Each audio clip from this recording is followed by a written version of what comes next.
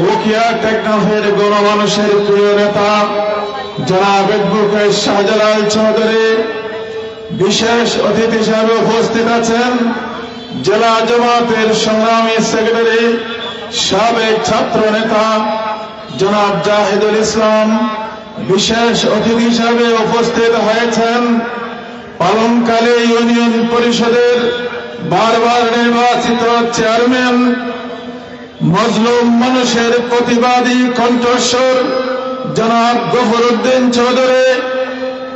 মঞ্চে বিশেষ অতিথি হিসেবে উপস্থিত আছেন 11 দলীয় জোটের নেতৃবৃন্দ, হযরত উলামায়ে কেরাম, সম্মানিত নীলাবাসী, সাংবাদিক বৃন্দ, আসসালামু আলাইকুম ওয়া রাহমাতুল্লাহি ওয়া বারাকাতুহু। আমি মহান আল্লাহ তাআলার দরবারে শুকরিয়া জানাচ্ছি দাঁড়িপাল্লার সমর্থনে আজকের এই বিশাল পথসভায় তিনি আমাদের সবাইকে একত্রিত হওয়ার সুযোগ দিয়েছেন। আমরা সবাই বলি আলহামদুলিল্লাহ।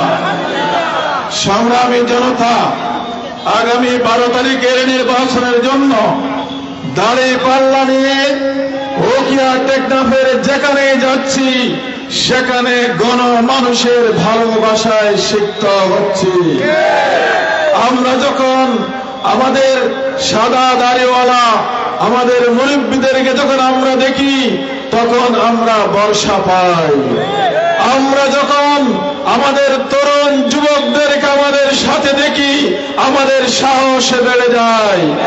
আর আমরা ওই বালক শিশুদেরকে যখন আমরা আমাদের সাথে দেখি তখন আমাদের দায়িত্ব বেড়ে যায়।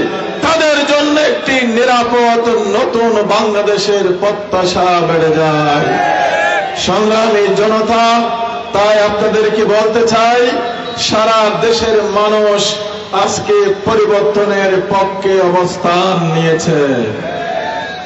আজকের মানুষ এমন পরিবর্তন চাই যে পরিবর্তনের জন্য জুলাই আন্দোলন হয়েছিল।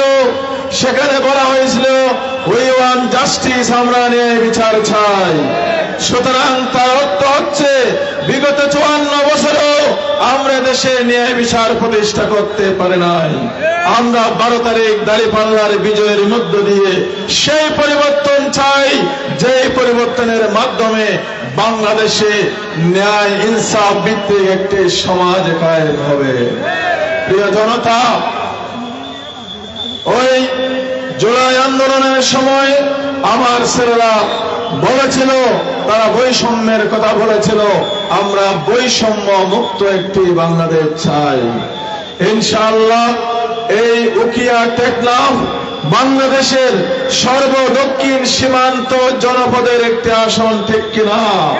ইনশাআল্লাহ উকিয়া টেকনাফে দাঁড়িপাল্লার পক্ষে যে গণজোয়ার তৈরি হয়েছে, ইনশাআল্লাহ বাংলাদেশের সর্বদক্ষিণের এই সীমান্ত জনপদ থেকে পরিবর্তনের হাওয়া শুরু হয়েছে।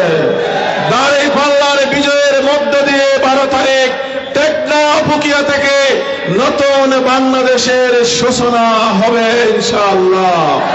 সংগ্রামী জনতা, যেহেতু আমি নীলাতে আজকে মিটিং করতেছি, আমি এই এলাকার কিছু সমস্যা নিয়ে কথা বলতে চাই।